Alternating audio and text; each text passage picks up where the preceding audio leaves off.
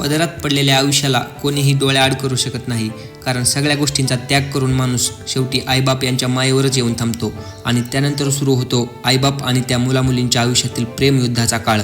प्रेमयुद्ध म्हणजे आपलेच ओठ आणि आपलेच दात, कारण एक बाजूला असतात जन्मदात्या आईबापांचे शब्द आणि एका बाजूला स्वतःच्या इच्छेने भरलेला अथांग सागर.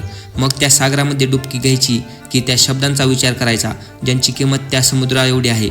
पण बहुतांशी होतं असं की शब्दांचा परीघ कमी पडतो आणि सुरू होतो तो प्रवास, ज्या प्रवासाला त्या मागे पडलेल्या समुद्राच्या खोलीचा आनंद घ्यायचा असतो. खोलीचा आनंद घेताना कधी पाणी नाकात जाते तर कधी श्वास घ्यायला होतो त्रास. मग आठवतो तो शब्द ज्याची बरोबरी आपण केली होती या श्वासाला अडचण करणाऱ्या समुद्रासोबत. पण पदरात पडलेली परिस्थिती अशी असते जिला डावलून त्या आईबापांच्या शब्दांकडे जायचे मार्ग समुद्राच्या मोहामुळे पूर्ण चिखल झालेले असतात.